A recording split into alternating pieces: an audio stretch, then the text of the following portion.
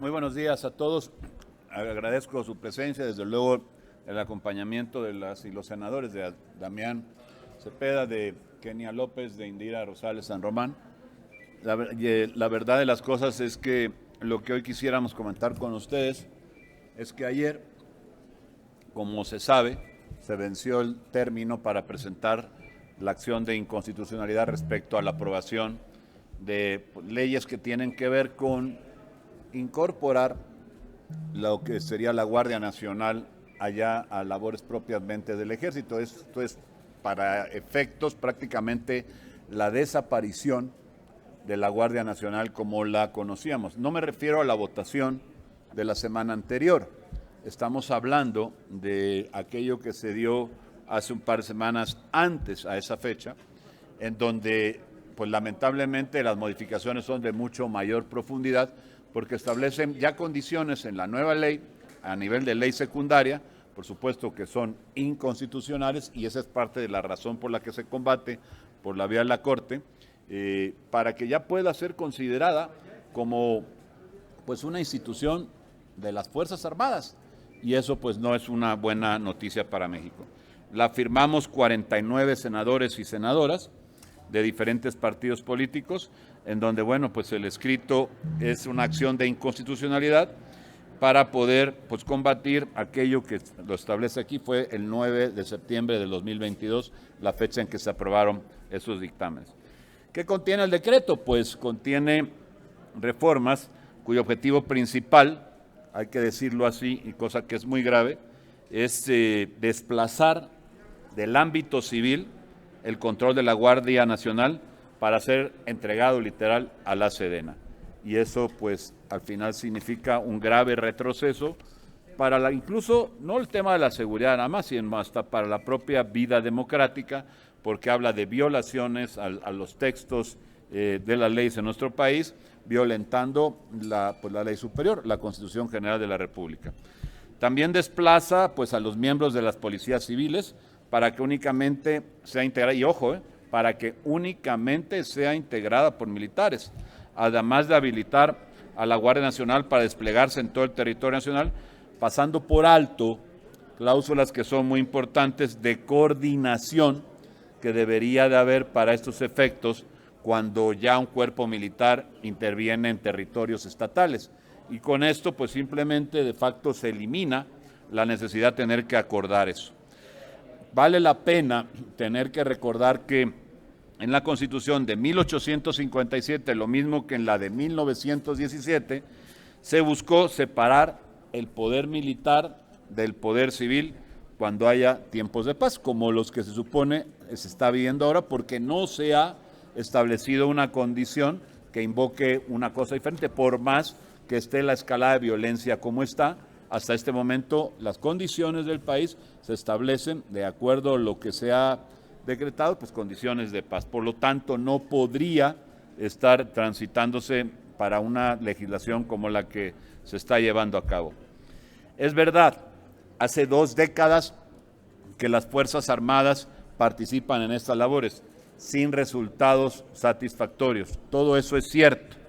Sin embargo, debemos establecer claramente algunas de las participaciones, porque tiene que, en algo que parece menor, hay una gran relevancia. Tiene que haber una certeza que te otorgue precisamente la participación en qué va a ser, en cómo se va a desarrollar, cuáles son los alcances, cómo se está diseñando la participación de estos cuerpos en las diferentes entidades, por supuesto en el tema de seguridad pública, porque no es nada más, ahí están y hágase lo que se tenga que hacer. Tendría que establecerse el cómo, para qué, cuándo, todas estas cosas que hoy están ya plasmadas como una obligación en la Constitución y que no se dan. Por eso es justamente apremiante el que la Corte tome esto y lo resuelva. Hemos comentado, incluso dentro del grupo parlamentario, dice, oye, pero esta acción de inconstitucionalidad, y estoy seguro que será parte de las preguntas que se hacen los propios medios de comunicación y la misma sociedad civil, los grupos que están en contra de eso, ¿tiene caso llevar a cabo la presentación de estas acciones de inconstitucionalidad? La respuesta a nuestro juicio es sí. porque aunque no tenemos, y la apuesta es, esto se va a trascender incluso al término de esta legislatura, pues nosotros lo que hacemos es una solicitud atenta, respetuosa, pero al mismo tiempo exigente para que se resuelva ya, porque no estamos hablando de cualquier tema, no estamos hablando de la aplicación de una ley cualquiera, estamos hablando de la procuración de los derechos humanos a través de la intervención en lo que tiene que ver la seguridad pública por medio del ejército, lo que tiene que ver con todos, absolutamente todos los temas de seguridad en cada uno de los territorios estatales del país. Entonces, no es un tema que ocupe a los panistas, no es un tema que ocupe a cualquier otro partido político, ni siquiera al grupo mayoritario o al grupo del gobierno, ocupa a la sociedad mexicana en su conjunto, donde debe de preocuparnos cuál es el futuro y para qué se diseña un cuerpo militar, como será ya la Guardia Nacional, a partir de este momento. Y eso, ¿quién lo puede resolver? En este momento, la obligación, porque además es, por cierto, su obligación constitucional, la de velar por el respeto de la Constitución, es la Corte. Por lo tanto, estamos pidiendo a la Corte que simplemente declare pues inconstitucional estas reformas del 9 de septiembre, porque lo son, porque no ameritan gran discusión para darse cuenta de lo que está pasando. Pero también fijamos como objetivos plantear un régimen extraordinario de transición, porque no es el no por el no, no es aquello que creemos que no se debe dar. Se ha planteado, se hizo desde el grupo parlamentario del PAN específicamente de manera muy puntual, que pudiéramos crear un momento de transición donde se pueda regresar de manera ordenada, como ofreció, por cierto, el candidato que hoy es presidente, a los militares a los cuarteles, cosa que por supuesto hoy en día ni siquiera se acuerda de esa promesa. Si la dijo, pues ya no se acuerda o simplemente le vale, tristemente para México. Otorgar la facultad transitoria al presidente de la República para disponer de las Fuerzas Armadas es otra de las cosas que también se estaban planteando por parte del PAN, en donde decíamos, a ver, no estamos en contra porque nunca lo ha estado, no ha estado discusión desde que se crea la Guardia Nacional en el 2019, de que puedan ser asistidas por las fuerzas militares. Lo que estamos en contra es que sea simplemente, así a tontas y a locas, de repente pues vamos aquí, vamos para allá, o donde ellos quieran o crean que deben entrar. Tiene que haber, por supuesto, una regulación para que pueda estar fiscalizada también, además de regulada, pueda ser subordinada, pueda ser complementaria, pueda ser como lo establece la creación, como precisamente en cada una de sus condiciones para que pueda asistir a los cuerpos de seguridad pública civiles, como se aprobó en su momento. Y por supuesto, también se había dicho de la posibilidad de establecer con toda esta regulación un marco completo en donde se diga cómo funcionar hacia adelante, cómo desde el PAN veíamos que esto puede ser incluso más allá de lo que ha pedido el propio gobierno, en donde estemos en condiciones de dar cosas que puedan, cumpliendo los requisitos que se establece, pues llevar a cabo pues el apoyo de las Fuerzas Armadas a la Guardia Nacional, porque insistimos, nadie ha dicho que no hace falta, al contrario, la gente lo necesita y lo demanda porque cree todavía en el Ejército, en la Marina. Lo que tenemos que hacer es cuidar al Ejército y cuidar a la Marina para que sigan siendo esas instituciones merecedoras de un reconocimiento de la población. Así que lo que estamos nosotros es buscando que los conceptos de violación se tomen en cuenta y se echen atrás, porque viola el artículo 21 de la Constitución, que tanto los elementos de la Guardia Nacional como su mando sean civiles. Eso lo viola claramente, porque por otro lado dice que solamente serán militares. El decreto fue emitido excediendo las atribuciones del Congreso de la Unión por cuanto a los límites de configuración de la Administración Pública Federal centralizada. También es un concepto de violación. Tercero, viola el régimen transitorio de creación de la Guardia Nacional de 2019, lo que decíamos, ya se estableció cómo, simplemente ignoran lo ahí dispuesto y se pasan, como coloquialmente dice, pues las normas, pues por allá, por el arco del triunfo. La verdad es que hoy vemos que no sirve absolutamente para nada, tristemente, la legislación de nuestro país, y eso no puede ser. violan desde luego la garantía de salvaguarda federal contenida en el artículo 119, y el decreto constituye una suspensión de garantías sin haberse observado el procedimiento establecido en el artículo 29 constitucional, que eso también es muy, pero muy grave.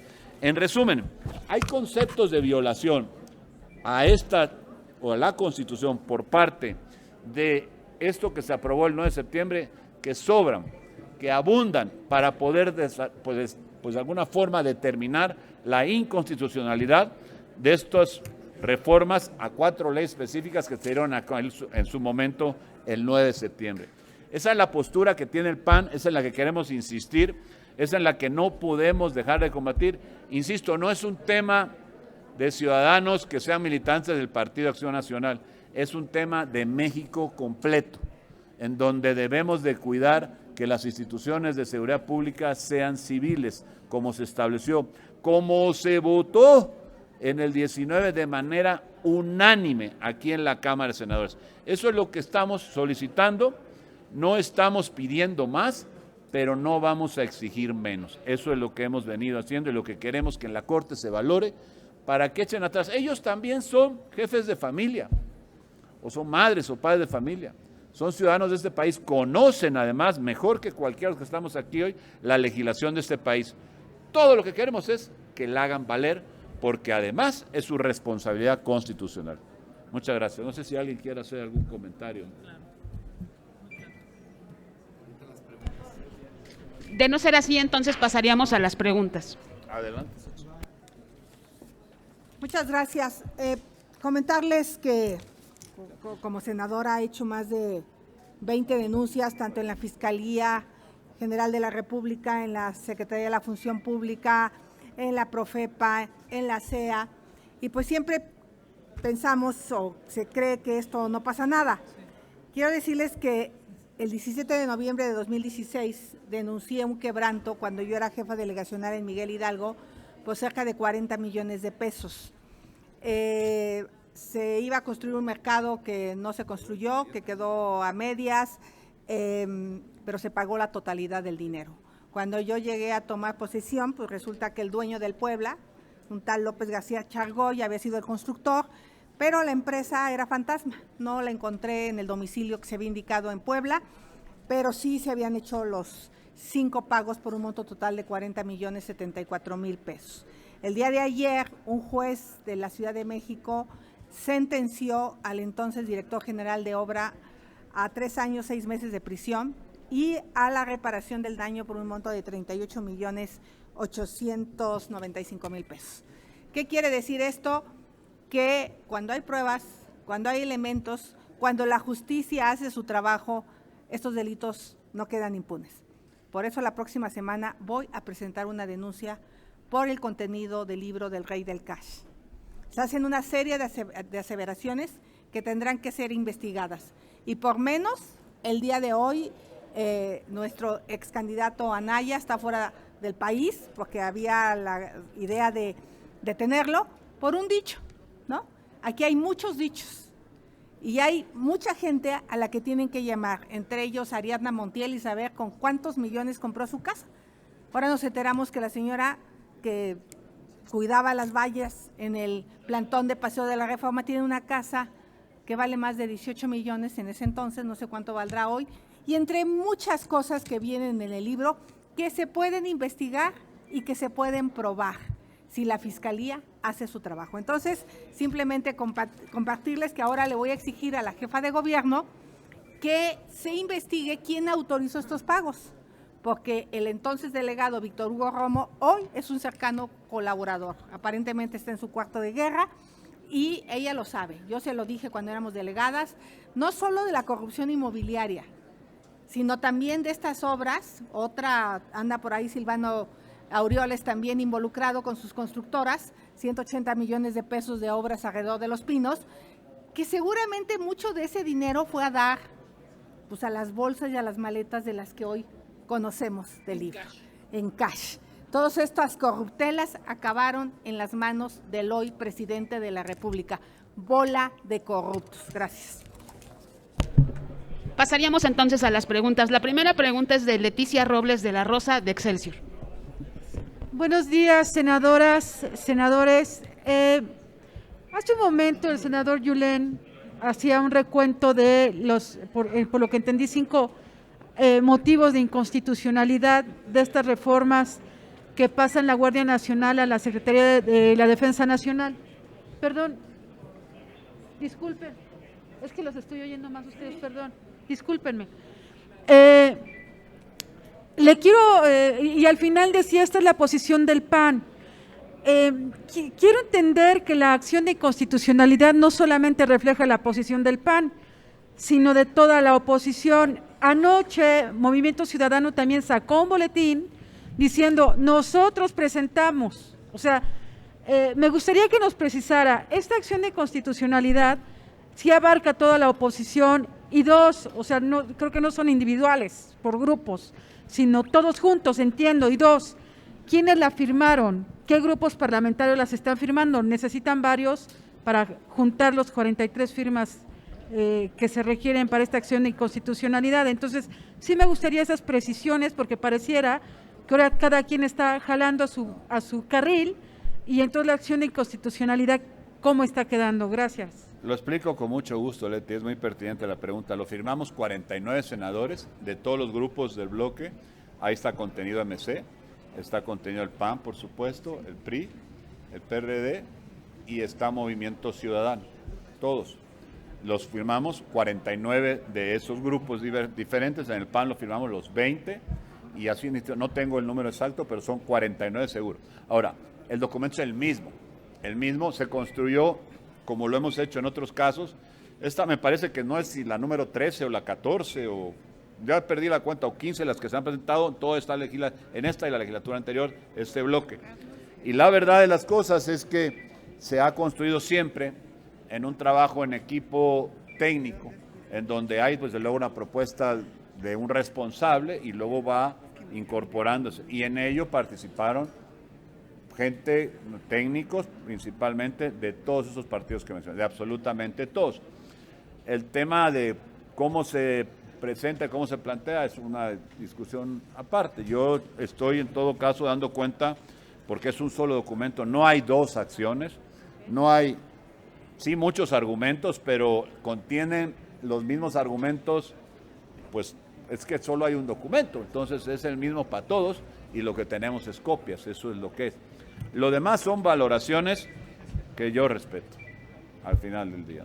Pero bueno, no sé si quieren hacer algún comentario. Es decir, la oposición, si bien tiene sus problemas internos, a fin de cuentas se terminan sumando en acciones como estas. Es que la causa, por eso hace un rato en una parte yo decía, aquí lo que vale es identificar, y lo hice me parece que en 2, si no 3 ocasiones, dije, no es un tema del PAN, no es un tema en el que son los legisladores, senadores del PAN, es un tema de todos, es un tema que incluye en lo que son el PRD, el PRI, Movimiento Ciudadano, el Grupo Plural y los del oficialismo, que también son ciudadanos y que son padres y madres de familia y que esto les debe preocupar.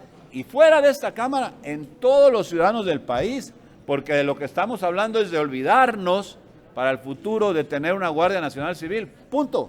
De eso estamos hablando. Y en eso, pues por supuesto que hay interés pues de toda la población, no me lo puedo imaginar de una manera diferente, y por eso es un solo documento, por eso son varios argumentos contenidos en un solo documento, en donde lo firmamos 49 legisladores de todos estos partidos.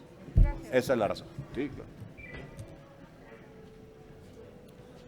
Yo creo que la diferencia es evidente que hay diferencia de opiniones, particularmente en la votación constitucional de continuar por la ruta de militarización por unos años más, que la mayoría de la oposición creemos que es equivocada y que no estuvimos de acuerdo en dar los votos. Eso es distinto a la acción de inconstitucionalidad que hoy se está presentando, pero a veces en la opinión pública se ha manejado como lo mismo y no lo es. Lo que hoy se está impugnando es una reforma que se dio hace semanas a el tema de Guardia Nacional, en donde abiertamente se fue en contra de lo que dice la Constitución. O sea, la verdad es que apenas un ciego no lo ve. El artículo 21 constitucional dice que la Guardia es civil, y lo que la reforma hace unas semanas hizo, que es la que estamos impugnando hoy, es hacerla militar, ¿no? Adicionalmente, después hubo otra votación distinta que nada tiene que ver con esta acción de inconstitucionalidad. En este caso todos votamos en contra, toda la oposición, pero era de mayoría simple, hay que decirlo así. O sea, no era un tema donde los votos de la oposición importaran en términos del número de votos que requerías para sacar adelante.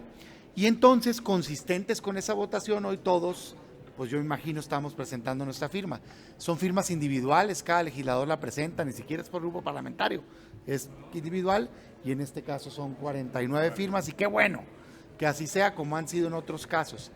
Caso aparte es la reforma que se dio de militarización, así lo entendemos nosotros, de dejar que las Fuerzas Armadas continúen siendo las encargadas de seguridad pública. Entonces ahí está la diferencia, y evidentemente pues está muy fresco esa división, y pues yo creo que cada quien ha tomado su ruta de comunicación. Gracias. Les pregunta ahora Luis Méndez de 11 Noticias. Así es. ¿Qué tal? Buenos días. Senador, a mí me gustaría preguntarle si el PRI, todos los senadores del PRI firmaron la acción de inconstitucionalidad, si tiene ese dato, los 13 senadores del PRI. Tengo entendido que sí, así fueron los 13 senadores. Ya lo explicaba muy bien el senador Cepeda, son dos cosas similares pero al final diferentes. Una es, lo que se está impugnando es la reforma a leyes, y lo que se votó, que hubo diferencia, fue la reforma constitucional para extender el plazo. Pero en la acción de inconstitucionalidad que venció ayer y se presentó ayer, están incluidos ellos. Senador, una última pregunta respecto al caso del exgobernador de Tamaulipas, Francisco García Cabeza de Vaca. Bueno, ustedes ya emitieron un posicionamiento, pero se habla de que él ya salió del país. ¿Hay alguna otra información que ustedes tengan? ¿Cómo se está posicionando el PAN en el Senado respecto a este tema, por favor? Desconozco cuál es el paradero. Al final de cuentas es un tema que no los tenemos nosotros, y tampoco tenemos por qué tenerlo, porque no es lo importante. Lo importante, lo significativo es el actuar del gobierno, el cómo convierte de la noche a la mañana a quienes ya tenían la mira, los convierte ya en prófugos, en perseguidos, no solamente políticos, sino ahora penales, judiciales, en donde, pues evidentemente, como fue el caso de Anaya, como fue el caso de los exsenadores, como han sido muchos tristemente en este país, no es un asunto por excepción lo de la prisión preventiva oficiosa, sino de repente te juzgan con condiciones, un juzgador a modo, juzga que tienes riesgo de escaparte y te declara la prisión preventiva oficiosa. Y entonces tienes que pasar un proceso que no tendrías por qué jurídicamente que pasar en prisión, que lo podrías, sí vinculado al proceso tal vez, pero acudiendo con el juez y desaguando las audiencias que tengan que desahogar, y no el que estar preso en la cárcel, porque de eso no se trata la prisión preventiva oficiosa. Lo han convertido claramente como un instrumento de represión del gobierno para perseguir a sus opositores políticos. Eso lo han convertido tristemente en este país. Y una última para Xóchitl, el tema justo del mercado Escandón, pero también implicaba por ahí, traías el tema del parque que está justo enfrente del Auditorio Nacional, que ahora se me ha ido el nombre, que es Winston Churchill. Es justo. ¿Cómo va ese tema? Y si tú también estás detrás, digamos, de empujando esas denuncias en la gestión de Víctor Hugo Romo. Pues mira, hubo 180 millones, además del mercado Escandón, que se asignaron a empresas relacionadas con el exalcalde de Zitácuaro, Michoacán, que acaba de ser candidato a gobernador por el PRD, por cierto. En ese entonces, ¿a quién te refieres, perdón? El exalcalde, ¿cómo se llamaba? Carlos Herrera Tello. Carlos Herrera Tello tenía 3 empresas que hicieron obras en la Miguel Hidalgo. Estas 3 empresas estaban totalmente vinculadas, lo pude demostrar legalmente, con prestanombres para variar, pero tenían el mismo domicilio fiscal. Y ellos construyeron el edificio delegacional, donde se acreditó un quebranto de 24 millones de pesos, porque me dejaron un agujero. La función pública determinó que se pagara ese dinero, pero cuando llega Víctor Hugo Romo de nuevo, como delegado, se cierra ese caso.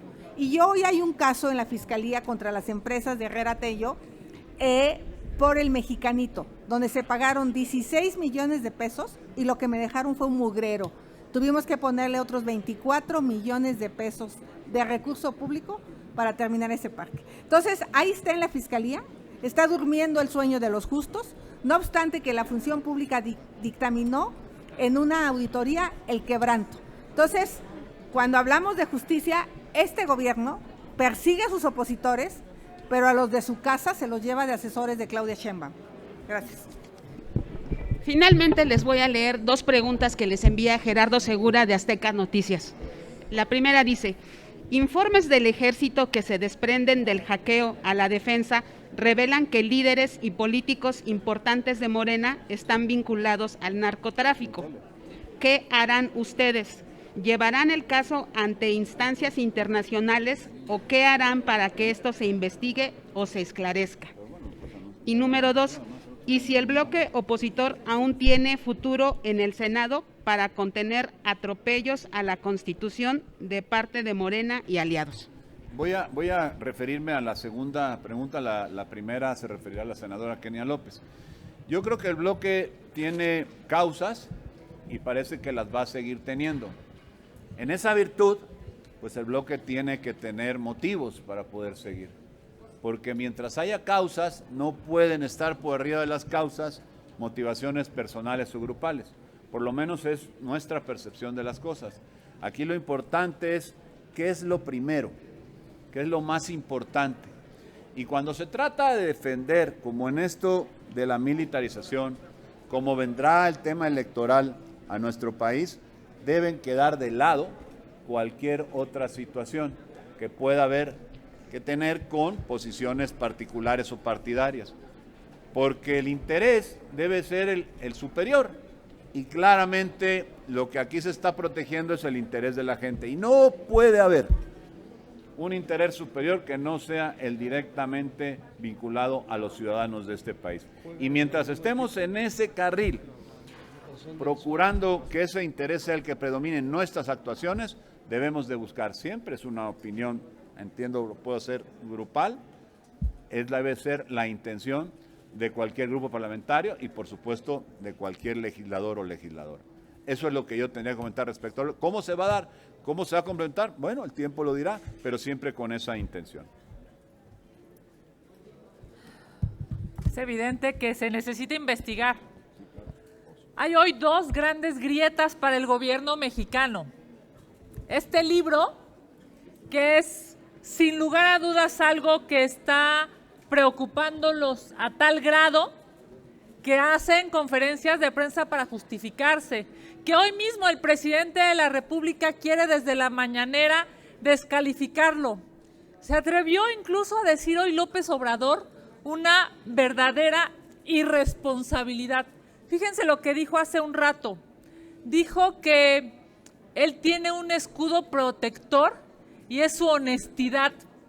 Pues déjeme decirle, señor presidente, que su escudo protector está abollado, está lleno de hoyos, porque claramente este gobierno es altamente corrupto. En este libro se denuncia y se tiene que investigar a Marcelo Ebrard. Se denuncia y se tiene que investigar a Mario Delgado. Se denuncia y se tiene que investigar a Ariadna Montiel. Se denuncian a muchos amigos y socios, hermanos, les dice él, del presidente de la República. Hoy, claramente, el gobierno no puede tapar tanta podredumbre que hay porque lastimosamente le mintieron al pueblo de México. Fíjense nada más cómo el presidente, en lugar de demostrar con pruebas, lo que hace es denostar este libro. Lo que estamos viendo con el hackeo a la Sedena es preocupantísimo. El presidente de la República ocupa a los militares para que le limpien su casa particular. No tienen límites. El presidente de la República le mintió al pueblo de México diciendo que ya no tenía quien lo cuidara. Hoy sabemos que los militares tienen que dejar de hacer sus funciones para andar acompañando a la familia, incluso ir a la Casa Gris, ese monumento a la corrupción. Hoy sabemos que la gente cercana al presidente hace contratos multimillonarios. ¿Y saben qué dice el presidente de la República? Una aberración, que él tiene un escudo protector. El problema, señor presidente, es que su escudo protector, además de estar abollado y lleno de hoyos, porque así está la honestidad en su gobierno, el problema es que su irresponsabilidad está dejando muertos, desaparecidos, feminicidios. Nosotros en el PAN queremos construir, queremos avanzar, queremos generar empleos, queremos generar paz. El problema, señor presidente, es que si usted no reconoce los problemas y los quiere tapar, los quiere ocultar, nos estará generando no solamente a estas generaciones, sino a futuro, estará generando más muerte, más pobreza, más desolación. Aquí está el PAN para construir, presidente. Deje de violentarnos ya desde la palestra nacional. Gracias. Ya siguen ellos. Va. Comentario final nada más, dos. Uno del bloque de contención. A ver, la pregunta del bloque de contención. El bloque de contención nace en el Senado previo al proceso electoral. Nace, como dijo el coordinador, buscando encontrar causas en común. De hecho, el primer producto concreto es la Guardia Nacional Civil. Este fue un producto que se logró. Y de hecho, si se fijan, a diferencia de las alianzas electorales que han existido, en el bloque de contención, en el Senado, forma parte partidos que no forman parte de esas alianzas. O sea, está Movimiento Ciudadano, está el Grupo Plural. O sea, digamos, tiene su propia dinámica, es lo que quiero decir. El bloque de contención en el Senado, desgraciadamente no ha funcionado siempre. Hay reformas constitucionales que nosotros hemos tenido unas posturas, otros otras, quisiéramos siempre coincidir, pero pues siempre que se dé la posibilidad de coincidir para defender al país, pues por supuesto que creo que cada uno de nosotros lo va a intentar, ¿no? Entonces esperemos que podamos coincidir en otros temas y bueno, en otros seguramente vamos a diferir. Y mi comentario en relación con la Guardia es el siguiente, a ver, el presidente López Obrador y Morena tiraron a la basura la Constitución en términos de la Guardia Nacional Civil, esa es la verdad. Lo dijimos en el pleno y lo decimos hoy. O sea, el artículo 21 constitucional que se logró con consenso de todos dice que la Guardia Nacional es civil y la verdad, ¿para qué nos hacemos tontos? No existe la Guardia Nacional Civil. De 113,000 elementos, hoy 90,000 son militares. ¿De qué están hablando? La Guardia Nacional es el ejército con un parche de Guardia Nacional. Así, punto. Y por supuesto que nosotros le tenemos pleno respeto a las Fuerzas Armadas, pero no funciona que se estén encargando de seguridad pública, pues. Pueden ayudar, pero ahí tienes 130,000 homicidios dolosos, asesinatos, la mayoría en manos del crimen organizado, y no están haciendo nada, ya lo hemos dicho. Son responsables de menos del 2%, 2% de las detenciones. No están combatiendo el crimen organizado, están patrullando a lo mucho. Y el ejército menos. El grupo parlamentario del PAN por eso quería aprovechar la oportunidad y por eso dijimos que fue una oportunidad perdida la votación que acaba de pasar, porque debimos de haber aprovechado para cambiar la estrategia de seguridad e insistir en un cuerpo nacional civil policiaco que combata el crimen organizado, que lo desarticule, que defienda a los mexicanos, no que los salude cuando pasan enseguida o que se escondan en los cuarteles cuando se da el ataque del crimen organizado hacia los ciudadanos, sino que desarticula el crimen organizado y el fortalecimiento de las policías estatales y municipales para los millones de delitos, más del 90%, que pasan en las colonias y que tienen que ver con el día a día.